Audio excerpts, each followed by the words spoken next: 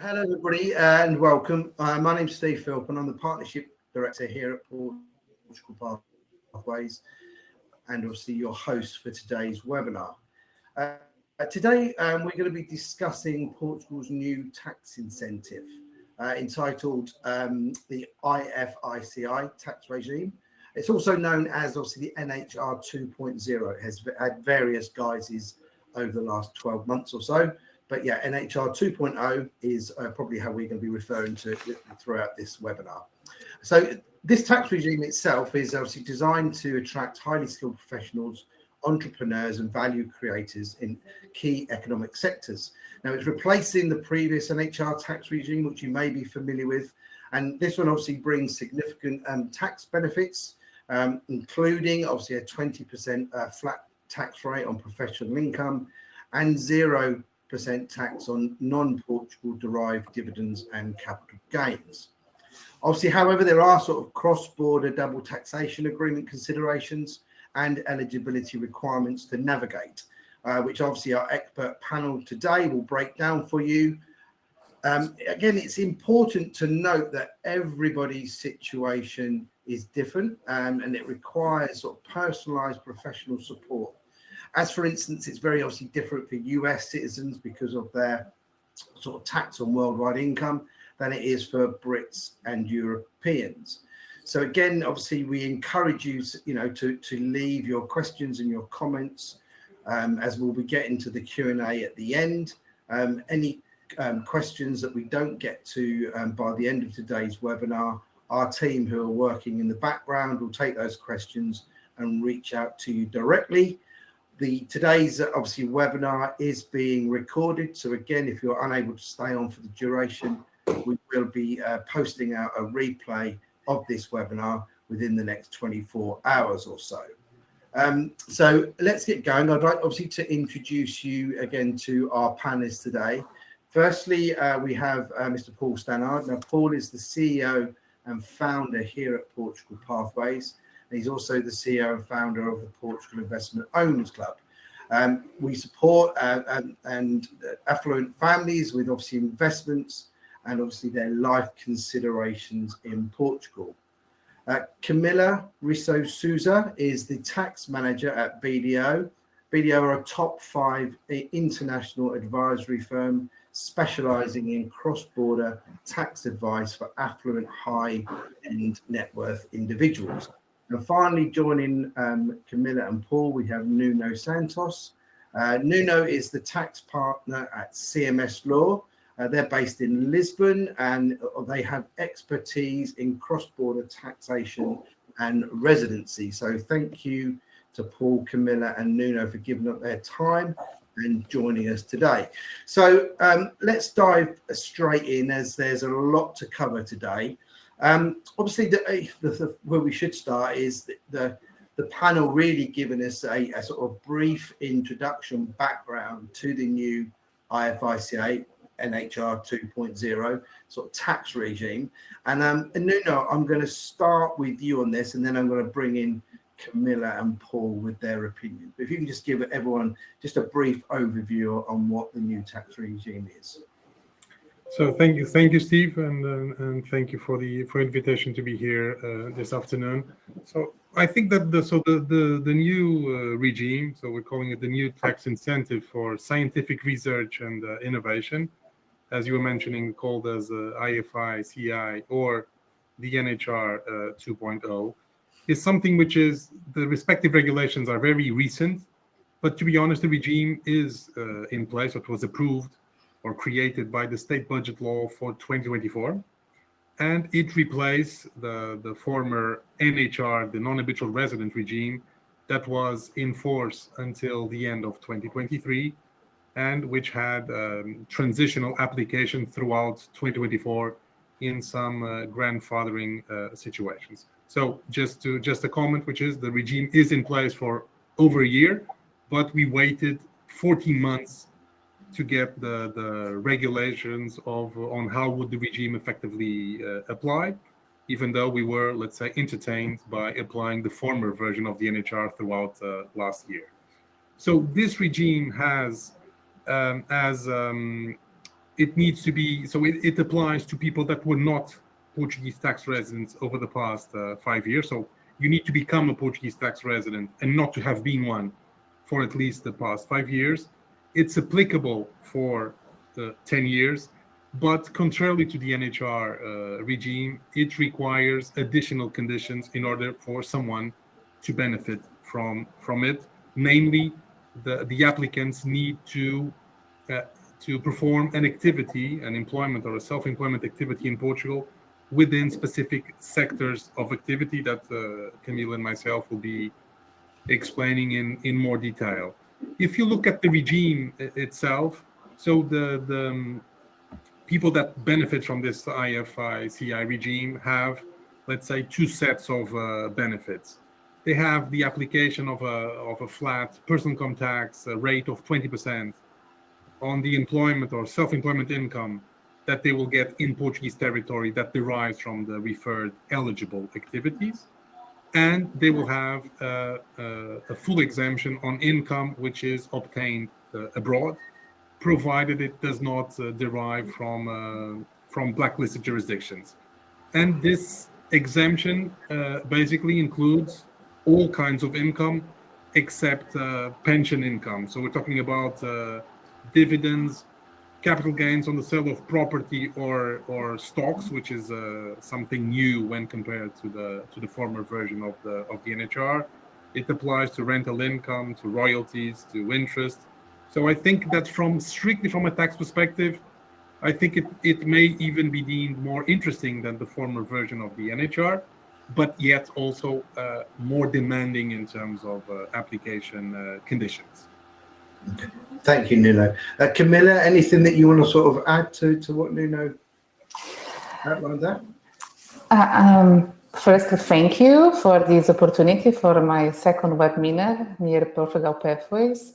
I believe that Nuno make a perfect summary of the regime, explain how to apply. That's very similar than the old one, the non-habitual resident regime. So it's electronic petition near the tax authority. I believe that the difference between the regimes is mainly related to the update situation of Portugal. So in 2009, when you have the non-habitual resident regime, we are facing a very economical and financial crisis that would like to attract to Portugal people that get out of the country because don't have a job, that study outside Portugal, and people that would like to come to Portugal and live, mainly live, not live and work, but mainly live in Portugal. Now we are facing a crisis in Portugal related to high skills. And this regime is to attract people to be active. So it does not mean that a retired could come to Portugal and not benefit of the regime. It's in fact not the truth. So if you are retired and would like to come to Portugal and perform some self-employment activity, a consultancy activity, or have a company and be the member of the board of this company, could have other advantages. And as Nuno mentioned, I believe that the main topic here in this regime is the exemption on capital gains on stocks. That is something that was not so attractive on the old one, that you have the tax here in Portugal, the 28% on personal income tax. And now it could be exempt. Besides, the capital gains is still in force. The application of the report of the capital losses for 5 years, so you can have a balance if you have gains and losses. But now if you are exempt, it doesn't matter, because you don't, even if you have losses, you can carry the losses, but you will never be taxed. And I believe that it's a very good regime. We are facing, have been waiting for 14 months to be effectively regulated in Portugal. We are already performing several applications, electronic applications, and I believe that's something that the Portugal Pathways by this webinar will resume, and it will be possible for everybody try to see how best apply. Lovely. Thanks, Camilla. Now, obviously, I think both Nuno and Camilla there sort of touched on some of the main tax benefits of the NHR 2.0.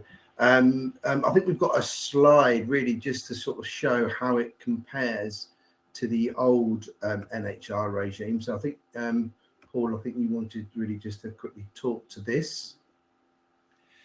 Yeah, I mean, the one thing I think, can't remember whether they mentioned, but obviously you can't be on the old NHR and join the new, and I think it's 5 years. You can't have paid tax in the last 5 years. That's right. Portugal, I think that's right. It is. Correct. But the main difference on this chart, which stands out like a mile, is the pensions. So the old one was much more friendly to retired income that was coming to Portugal. The new regime is much more aligned to value creation, wealth generation, and professional endeavour. And it's got that additional thing in here to do with capital gains, 0% tax on capital gains on non-Portugal derived capital gains. Obviously, there's the cross-border tax considerations with, the country of origin outside of Portugal, but they're the main ones. But I'm sure even on the pensions, in certain considerations, it may be able to be deemed as an asset. But I'm sure Camilla and Nuno will be better qualified to answer that. Yeah. So Camilla and Nuno, anything that you want to sort of come around and just sort of talk about before we move on to the next slide? Camilla, if you allow me, just to mention one thing which still has to do with the capital gains, as Camilla was saying. I think it's the biggest plus of this new regime, and it was a weakness that made a lot of our clients decide not to go ahead with the former version of the NHR because they had relevant portfolio of shares which could be sold while they were NHRs, and that it would not be protected under the former version of the NHR, and now under the IFICI, they would be protected. Just a comment, which is an important one, without wanting to be very technical, but the reason why the capital gains was liable to tax in Portugal under the former version of the NHR or under the NHR 1.0 was that the exemption in Portugal required, in order to be exempt in Portugal, the capital gain would need to be possibly taxed at source under the double tax treaty between Portugal and that specific country. And the thing is, when you look at the vast majority of double tax treaties that Portugal has in place, typically the capital gains on the sale of a specific share, they can only be taxed in the country of residence of the seller. So when you look at the NHR, because we were talking about people that were Portuguese tax residents selling shares, let's say, of a UK company, the fact that the double tax treaty did not allow the UK to tax that capital gain would mean that Portugal would be allowed to tax and would tax at a 28% rate. When we look at the new regime, there is something which pops up, which is important to mention. We have an exemption in Portugal that does no longer require any possible taxation at source. And what used to be our limitation under the NHR is now an advantage. Why do I mention this?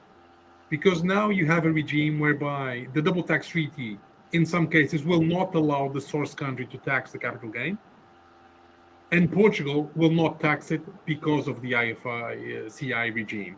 Meaning that in a very relevant number of cases, a Portuguese IFICI applicant, if he has a capital gain on the sale of shares of a non-Portuguese company, most likely the capital gain will not be taxed neither in Portugal nor in the country where which is the source of the income. So we may have a situation whereby the capital gain is not taxed at all, neither in Portugal nor abroad. And that was the comment that I wanted to make, because I think it's an important point to stress. Absolutely. Thank you very much. So, Nuno, I want to sort of come to you with this next question. And again, we've got a slide that sort of supports this. So I think what would be useful for the audience to know is who exactly qualifies for the IFICI NHR 2.0 tax regime, and sort of what professions or industries included. So I'll just bring up this new slide really just to support what you're going to say. There we go. So this specific slide. So first of all, this NHR 2.0 regime is a regime that applies, as Camila was saying. So it was very driven to attract talent to Portugal. So that's why we have, out of this specific table, we have university teachers, for example. We have specific positions that are focused on the Portuguese companies that operate in specific sectors, being able to attract people to work for them and attract people that have specific or special qualifications that would, let's say, help to enhance the Portuguese economy. Then, and we have, for example, that those are possibilities. Another possibility which has been used as well for by some of our clients is to have any job position in a Portuguese company that is certified as a startup. And the certification of a startup requires the compliance with specific conditions that has to do with the innovative strategy behind the company or that is being considered by the company. It has to do with the number of employees. It has to do with the age of the company. And it has to do with the scalable potential that the company has. Also knowing that, for example, a company that has received capital from private equity or VC funds, that would also typically be one of the criteria for an entity to qualify as a certified startup. So anyone that works for a Portuguese certified startup, obviously anyone that was not a Portuguese tax resident over the past 5 years and becomes one and works for a startup, that person will benefit from this IFICI regime.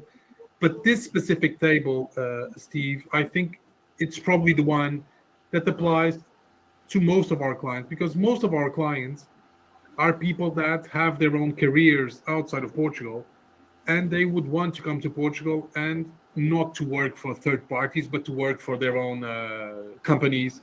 So I think that when we look at the vast majority of our clients, I think that this specific table would be probably the route that they would use. This specific table is for activities which are considered to be of interest for the Portuguese economy. And they basically are to be, so this list was approved by two public entities or agencies called IAPME and ICEP. So basically they've selected a list of eligible job positions and of eligible activities that are eligible for this regime.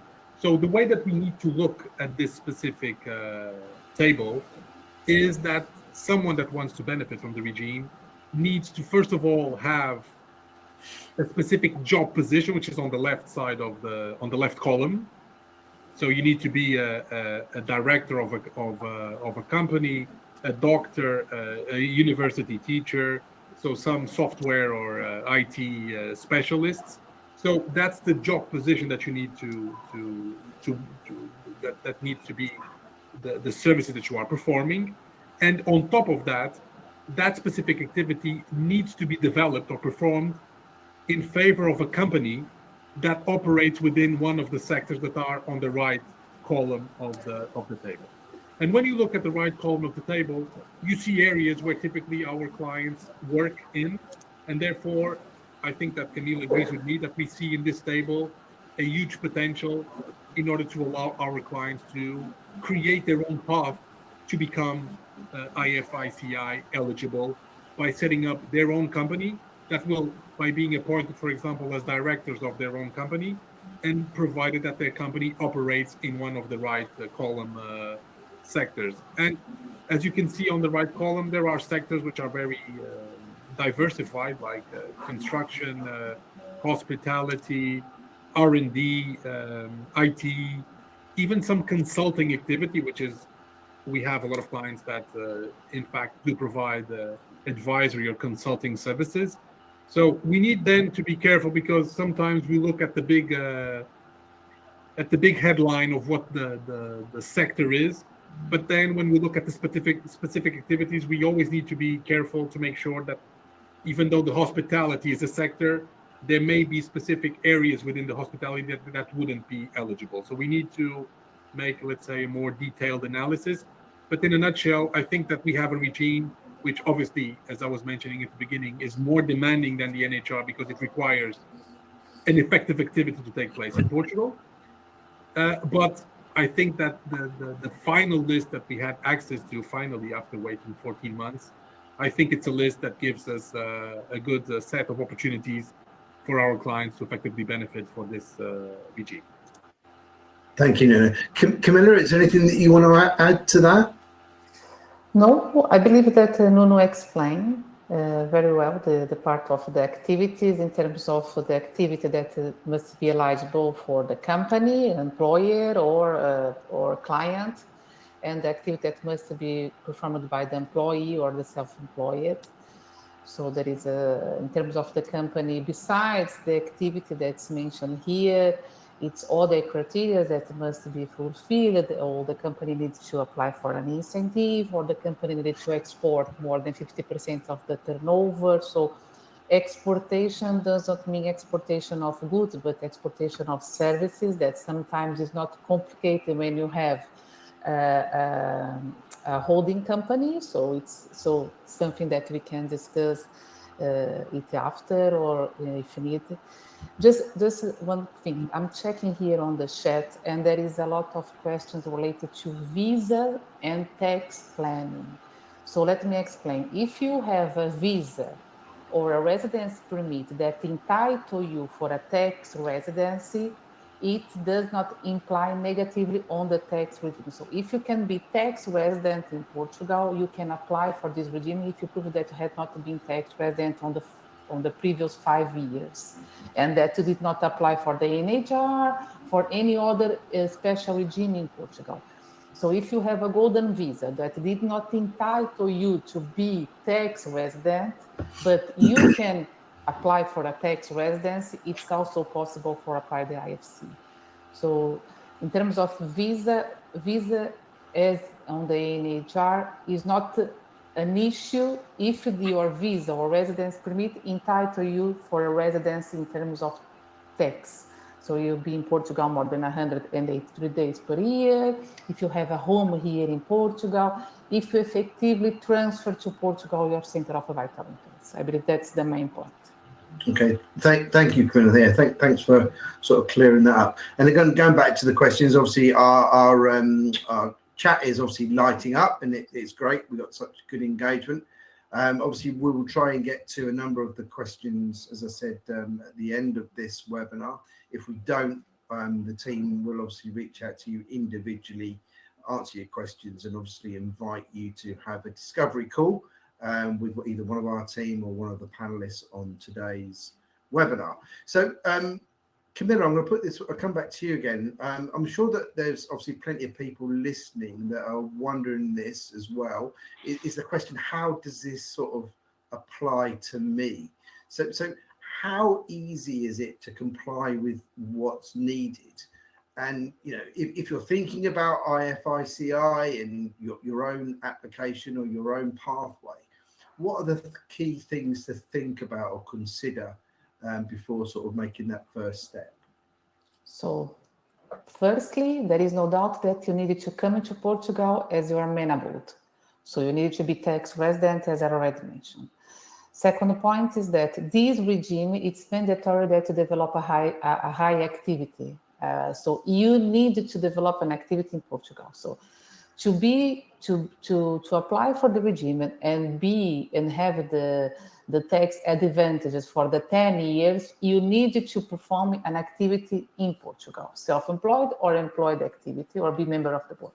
So it's not, you can have some problem if you don't work, or if you change your role to another company. The rule provides that you have 6 months to update the information near the tax authority.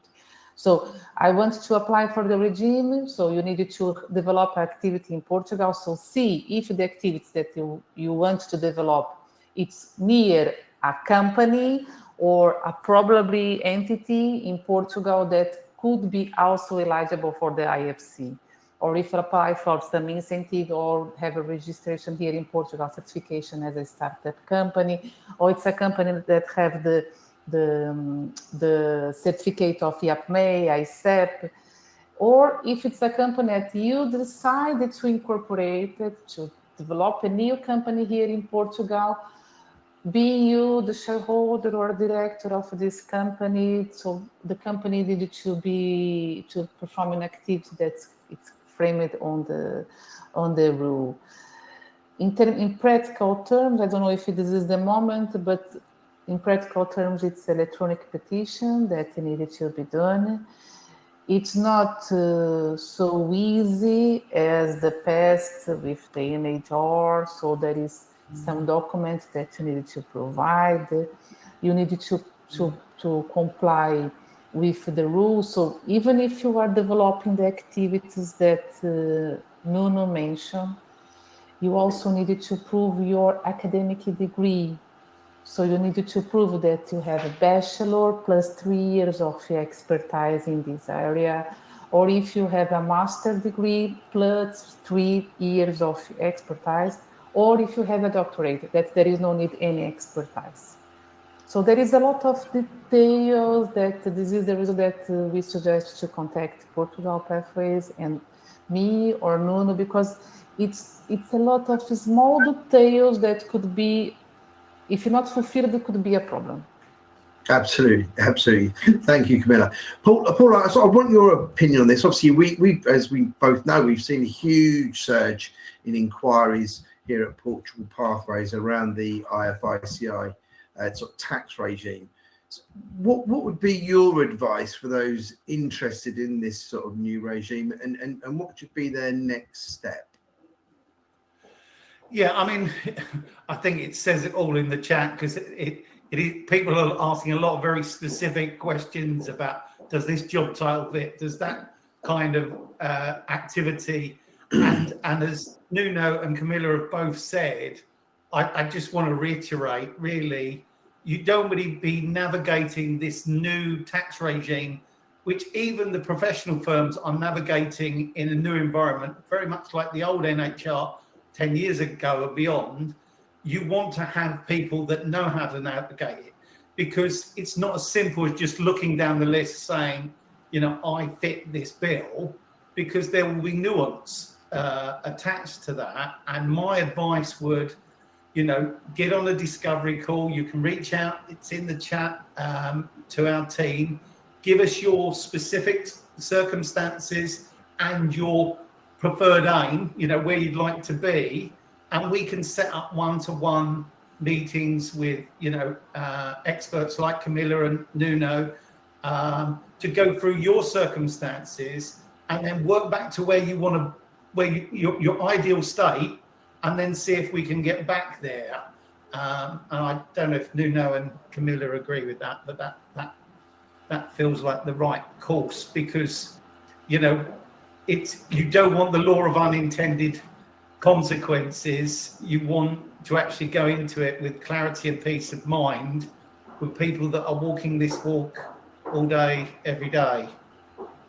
Absolutely, Paul. Absolutely. As I said, obviously we're seeing literally hundreds of inquiries every month over the last sort of 6 weeks or so.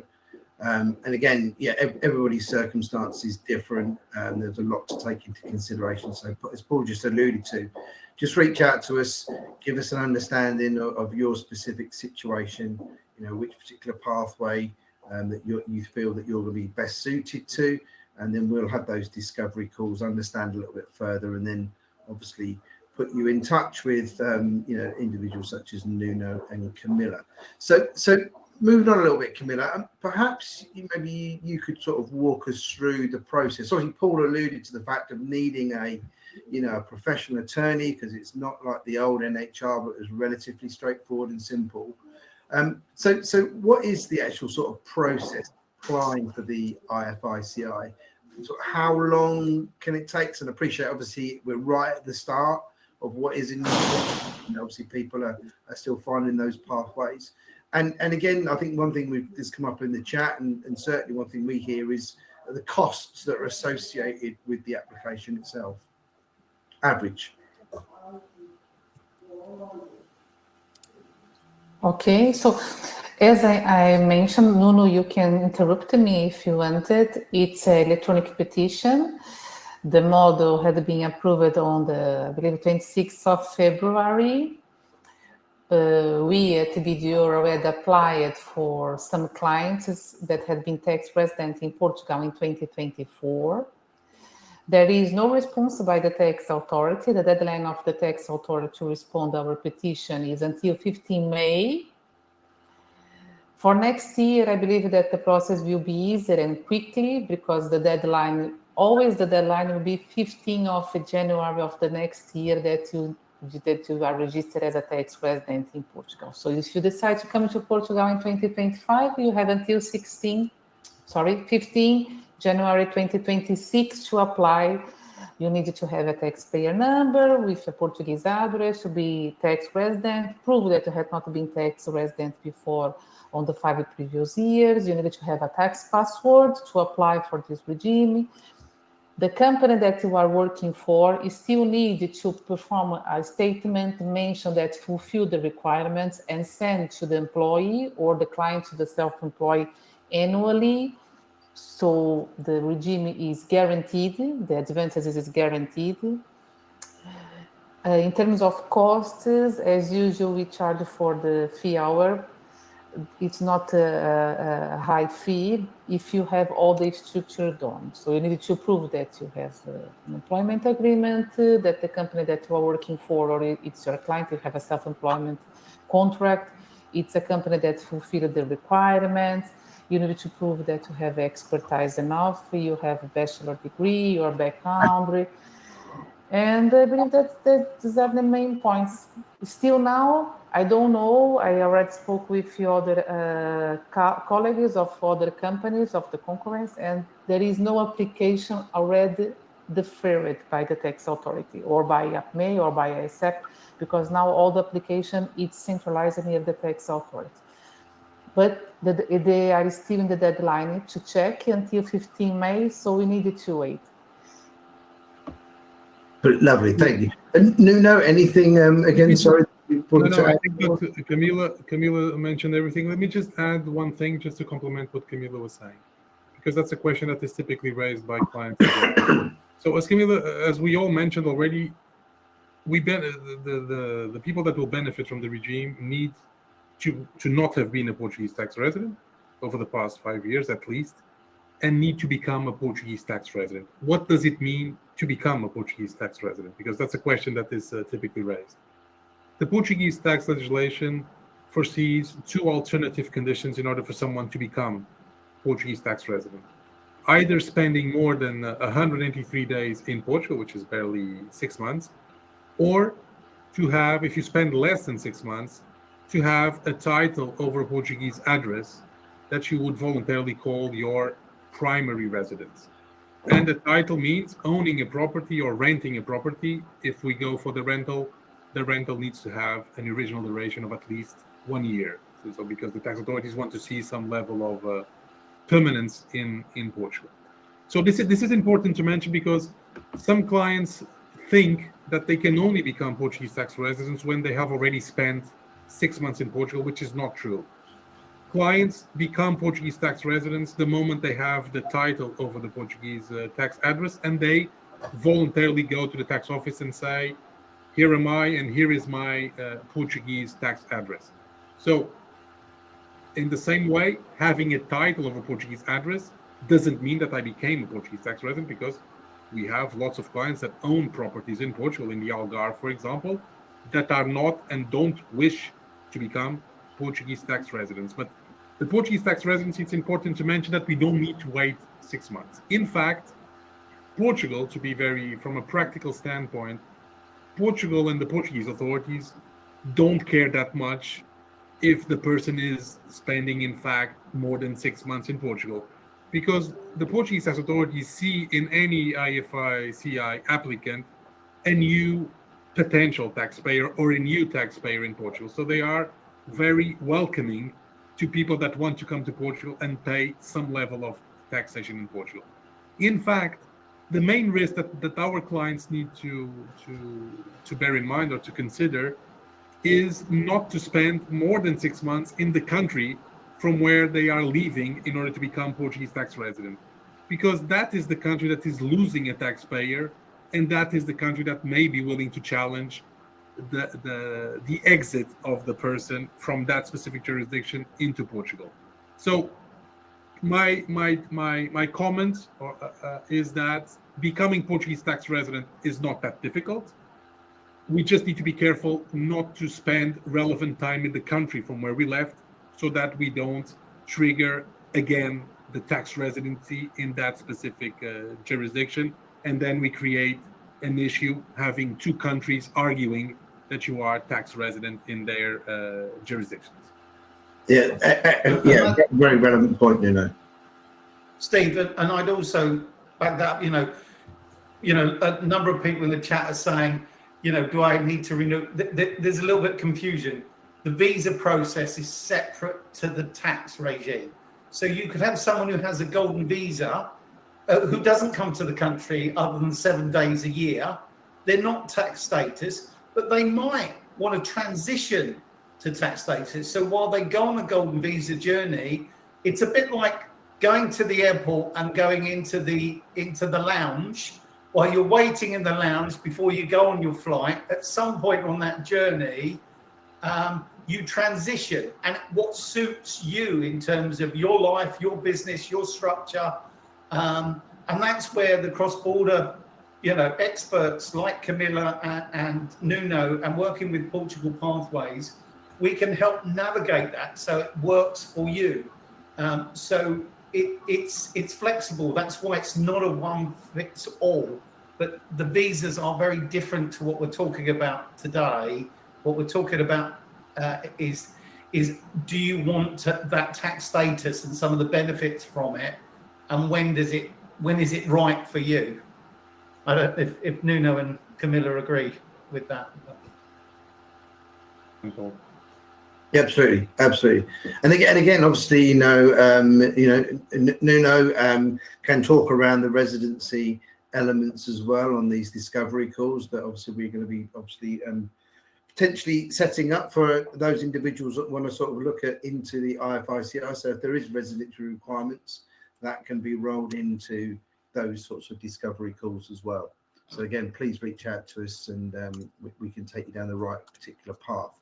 So just sort of before I've got a couple of questions before we move on to the Q&A, which I said is, we're getting lots of questions.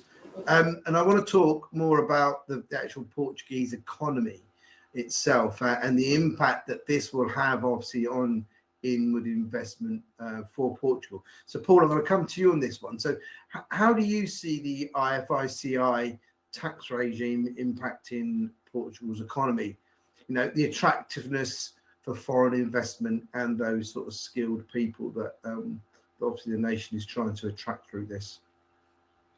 Yeah, well, Portugal has seen an amazing transformation since the financial crash, when they launched the NHR tax regime back at the beginning to, trying to get money into the country, and then up in bringing in the golden visa thing back, around a similar time. It's transformed the country. Ernst & Young did a report a few months ago, said that investor confidence in Portugal is at an all-time high. The forecast from Economic Ratings Agency now have Portugal as an A+, which nobody would have seen coming, 7-8 years ago. And it's now outperforming GDP of the Eurozone. So big countries like Germany, France, the UK that now are outside of Europe. And inflation is reducing faster than North America, than the Eurozone in the last few months. And it really is in a good spot. And there's 5 or 6 sectors that are driving that, technology, international events and media. Lisbon is the 3rd most popular place in the world to hold an international event. It's the #1 relocation destination in Europe now. And I think it's just been put up as the #1 relocation destination. And with what's happening globally in the public markets that are, crashing, the private markets in Portugal are thriving, because in some of these sectors, like renewables, where Portugal's 71% of its electricity is now generated through renewables. The European Union is 51% and the world is 21%. So, it just shows you how this country, has evolved and is evolving. And because of what's happening around the world, the UK has got big challenges around inheritance tax. So that's driving a lot of people. We know what's going on in America every day. We're getting, the day after the US election, we had 700 inquiries. And every time something else gets said in the media, we get another spike. But that's then spinning out into Canada, South Africa, Israel, Northern Europe. It really is in a unique spot. And I can't see the next 3 to 5 years that really changing. And a lot of real talent is coming to the country, and money. And that's got to be good for the economy. Thank you, Paul. That was a really interesting insight. So one last question before we obviously move on to the Q&A. And Nuno, I'm going to come to you for this one. So does Portugal have plans to sort of refine or expand the IFICI tax regime in the future? As I believe, obviously, places like the Azores and Madeira, may have more scope than the mainland. And, obviously, I know that you have a lot of contacts at a high level in Madeira in particular. So what's your sort of take on this sort of question and this sort of potential situation? So I think that the first thing that I wanted to mention, Steve, is that I think that this regime should be a safe one, because the good thing about this regime and the fact that it took so long to be regulated is that it was approved by the former government, and it was regulated by the current government. And they are from different political colors, which is good, because in theory, these are the two governing parties in Portugal. And if they both, one created the regime, the other one regulated the regime, I would say that even if the government changes in the future, and I mean let's say the central government, I think that we are in a good position to have, let's say, a safe regime and a long, steady one. So that would be my first comment. Regarding your specific question about Madeira and Azores. Madeira and Azores have and that's based in the law, they have the right to define their own list of activities which will be eligible for the regime. Azores, I'm not that sure about what Azores is going to do, because Azores, in past experiences where they had the chance of doing something attractive, and that chance was given both to Azores and Madeira. Madeira tends to be very pro investment, and Azores a bit less. And that happened with in the past with the Madeira free trade zone, that Azores also had the right to establish one and decided not to do it. So I don't know exactly what the Azores will be doing this time. But specifically regarding Madeira, and the reason why I have good contacts, as you was mentioning, is just because out of coincidence, I was born in Madeira, even though I'm based in Lisbon. And what I know about Madeira, and Madeira has had lots of political instability. The government is always the same, but the opposition is trying to basically make the government fall, but they weren't successful. And in fact, we had elections last Sunday, and the same governing party won the elections, and this time with a steady majority. So they will be governing for the next 4 years. And the truth is that, as far as I know, there is a list of activities which had already been prepared by this government, but obviously the elections basically delayed the publication of that list. And in fact, Madeira waited for the mainland to publish its own list, because Madeira is obviously aware that they need to be even more attractive than what the mainland is.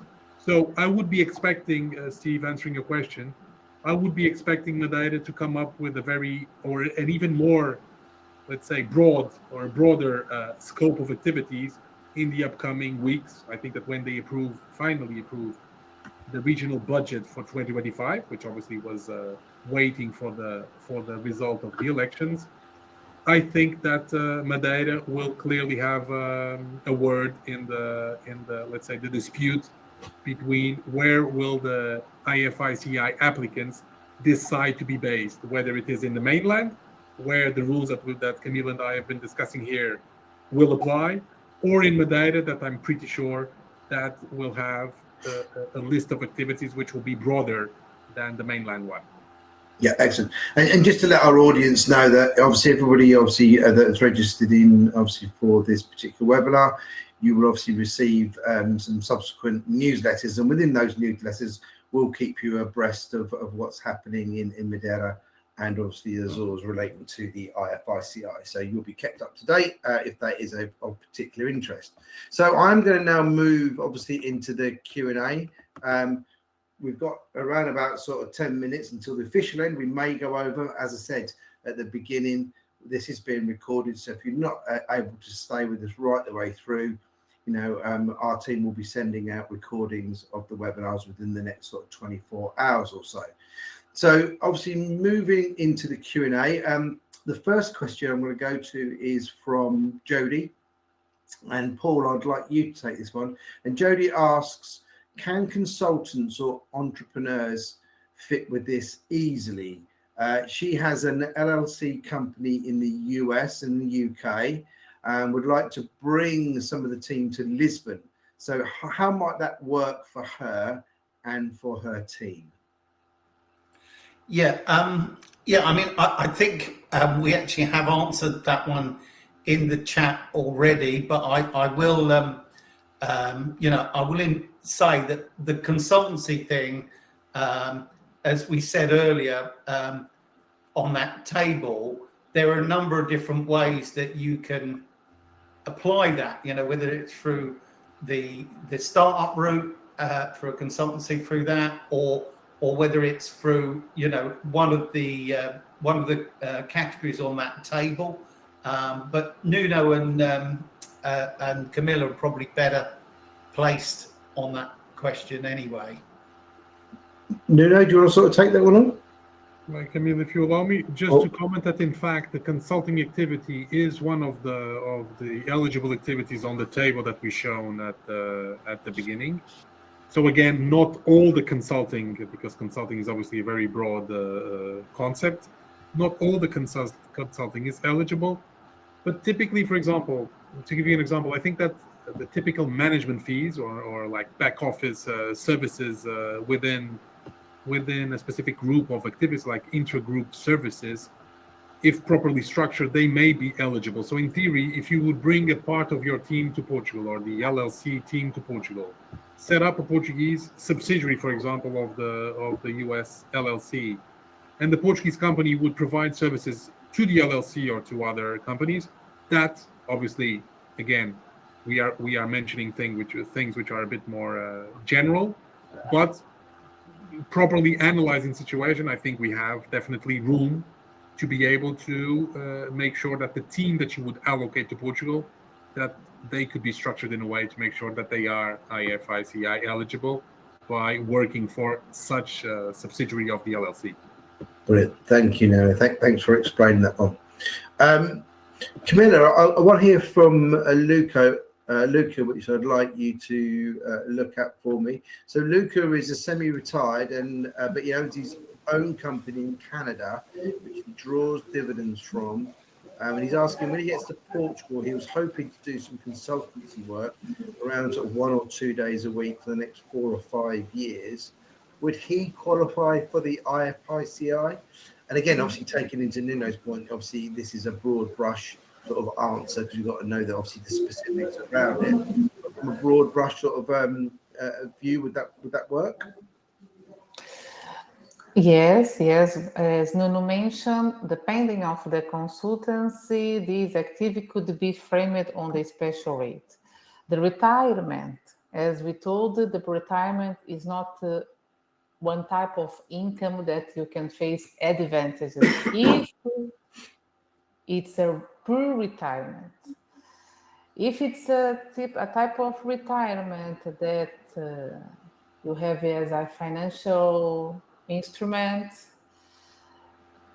could be eligible for the exemption here in Portugal, because on the beginning of the old regime, we always need to check the double taxation treaty, if it's possible to tax on the state of source, if it's possible to tax on the state of residency. As usual, only could be not taxable and so exempt here in Portugal if the double taxation treaty mentions or provides the taxation on the state of source, not on the state of tax residence. And this regime don't mention about double taxation treaty. So this is something that we can plan and think about in some optimize in terms of taxation here in Portugal. And also, this is a positive thing, but could be a negative if you have some asset in blacklisted country. Because even if on the previous regime, even if you have asset in blacklisted country, but there is a double taxation treaty signed with Portugal, you could be eligible for the tax advantage. It's not the case. So double taxation treaty is irrelevant if your asset is in a blacklisted country, so Dubai, Panama, these countries that under our Portuguese rule is considered as offshore. Look, thank you, Camilla. Steve, before you, there's a number of people putting in the chat about the minimum amount of income a company or an individual needs to have to make IFICI work. I wondered if Nuno and Camilla could take that on because there's about 5 or 6 people mentioned it. Camilla, go ahead. In terms, if the company, there is no minimum. Yeah, company or an individual. Yeah. There is no minimum if it's not a company registered at IAPMEI or ICEP. There is no minimum value. So it's up to you, because if you have, suppose in terms of salary, if you have a salary that is the effective rate is less than 20%, of course, that based on the principle of tax capacity of the taxpayer, you can option for not use the taxation of 20% because it's a higher tax than your effective tax. But as usual, 20% tax rate, it's for not as said. If you have Nuno can correct me, but as usual, if you have 1,500 as salary or self-employment, if you don't have kids, if you are not married, probably 20% tax rate, it's a good rate for you.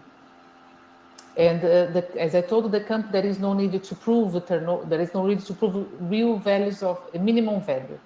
If it's a company that is registered at IAPMEI or ICEP, it's 75 million, less than 75 million to have the registration here at IAPMEI, or plus there's 75 million to have the ICEP certification. But it's a different approach. Lovely. And the government added this thing to bring talent, because I've had this with a number of people recently, where they want to bring younger talent over. So Portugal have also got this new thing where if you're under 35, it's 0% tax. Isn't that correct? Yes, if you have until 35 years, you can be entitled for no tax if you're in the first year, if your salary or self-employment is until 2,008 euros. 28,000 euros.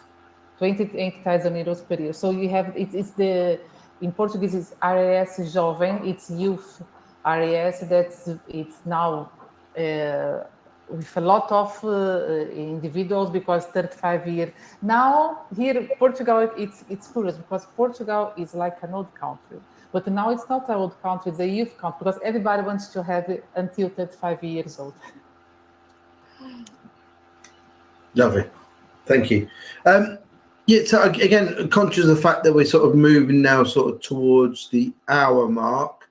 Again, this question, obviously, this came up a couple of times in the Q&A. I know we addressed it in the actual webinar itself, but it might just be sort of worthwhile just sort of reiterating this particular point.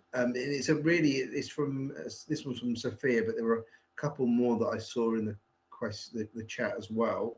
And what she's saying is she able obviously to do the application herself, or is it really a must that that she would seek advice first? I said obviously we've covered this, but again, maybe Nuno, you can sort of maybe reiterate the sort of complexities or conflict of interest themselves. Yeah. So besides the conflict of interest, which is obviously we are more interested that people of course, but get advice from us before they take a decision. I would say that considering the fact that the regime is new, I wouldn't risk, to be completely honest, I wouldn't risk doing it by myself. I'm not saying that the application itself cannot be done by anyone, because it's a process which is done online, as Camila already mentioned. But I think that making sure that you first of all comply with the conditions, like and on top of that, that you file or submit or upload the documents that prove that you comply with the conditions. I would be tempted to say that I wouldn't risk doing it by myself, and I would seek advice. Look, probably in 2 years' time or in a year time, the conversation may be, or the conclusion may be different, because it's now an established procedure and everyone knows how to do it and how to comply with it. But for now, I wouldn't, because I think there's a lot of tweaks that need to be considered. What does the company do? What qualifications does the person need to have, and what documents prove those qualifications? Mm-hmm. I think it's risky to try and do it by yourself. Absolutely, yeah, we concur. So again, coming to the end, again, I'm just looking through the questions, and I think what we're going to do is we've got one more question to ask. So obviously, apologies that we didn't get to everybody's questions. However, the team will get back to you. They will reach out to you, organise those discovery calls that a number of you have requested within the chat, and obviously answer your sort of, more sort of personal, specific questions. And again, having those discovery calls really just to uncover the pathways that you're looking to take prior to pushing you towards Nuno and Camilla would probably be beneficial as well. So there's a question here from Liam, and I'm just going to ask Nuno and Camilla really just to give their opinions and their advice on this. So he's saying, how many years is the tax regime? And again, I think we just want to reiterate this. As I understand, pensions are not included. However, someone told him that if he structured it as an asset, there may be an estate planning strategy that can help. So I tried to think through that question because it was a little bit bad English. But I think this is aligned with what Paul was mentioning. I think that in some cases, so in Portugal, when we think about pensions, we think about something like a social security or a state pension, like a retirement pension. The truth is that our clients come from jurisdictions where the retirement is structured in different ways, and in some cases it is structured as clearly as a financial product. And when structured as a financial product, the income deriving from such product may be qualified as an investment income. It can qualify as a dividend, it can qualify as an interest, or it can even qualify as a capital gain. And if that is the case, then we would be, or the income would be fully exempt from tax in Portugal. The pension is, as I was saying, when you go to jurisdictions where you tend to have more sophisticated products, it's a matter that, as I mentioned before, it requires a more detailed analysis so that we can properly qualify the kind of income being generated by that product. But I would say that even though the product has some link to the retirement, for example, it can only be object of a drawdown when the retirement age is achieved, it doesn't necessarily mean that it is a pension income. And therefore, I think that there is room in the UK, in the US, to qualify what people typically call as a retirement income as not as a pension, and therefore the income could be exempt from tax in Portugal under the IFICI regime. So don't focus on the fact that the product is connected to the retirement, because that doesn't necessarily mean it's a pension income, and therefore there is still at least an angle where it can be exempt in Portugal. Okay, thank you. Anything that you want to add on the back of that, Camilla, before we sort of close off today's webinar? No, I agree with about this kind of approach in terms of the pension, the retirement income that I already had mentioned. And this is the fact that contrary the first regime, that the retirement must be occupational pension to be exempted or be taxed on 10% tax rate. This new regime, if you have a retirement that's not a retirement in fact, but like investment income, because it could be framed in this regime. Here in Portugal, we have some understanding by the tax authority that even if you have an income that's considered as retirement, but you get the money as in a lump sum, the tax authority did not consider as a pension income. So this is something that it could be advantages in the IFC now in Portugal. Okay, so like, as we were saying earlier, everybody's specific situation is unique to them, and therefore obviously taking advice and getting insight from a professional who understands those cross-border tax pathways, is absolutely sort of essential if you want to ensure that obviously when you land in Portugal, that you're best placed for your life in Portugal. So again, obviously quite clearly, I said I keep going back to this. We haven't got to all the questions. We will reach out to you, so please don't worry. Before we sort of wrap up, I'd like to sort of just really go around the room and ask each of our panelists really just to share sort of one key takeaway on what people should consider when obviously looking at the IFICI sort of tax regime and how they should prioritise things. So, Paul, I'm going to start with you. Well, it's been said a number of times, this is a new tax regime with complexity and nuance that links very differently from one individual in one location to another. And I would recommend that you get on a discovery call through Portugal Pathways with one of our partners, which we can arrange, and then give us what your desired state is, and then we can work it back from there. So that would be my takeaway. Okay, thank you. Camilla? I totally agree. So this is a new regime that's not so new. We had faced some challenges that I believe does not enforce anymore. Everything is clarified. We have the requirements, the rules.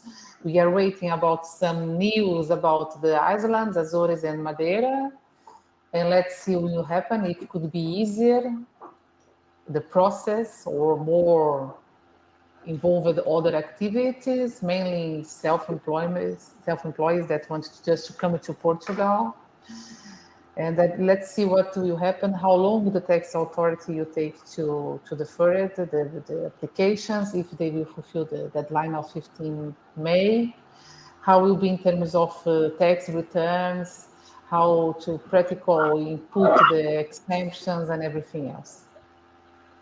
Thank you, Camilla. And Nuno, I'm going to leave the last word on the IFICI to you today. Steve, I would just stress that so when compared to the former NHR regime, I think that the new IFICI shall be more suitable to entrepreneurs or to investors because it extends the exemption on foreign source income to capital gains arising from the sale of securities or financial investments, and I think that's the big advantage of the new regime.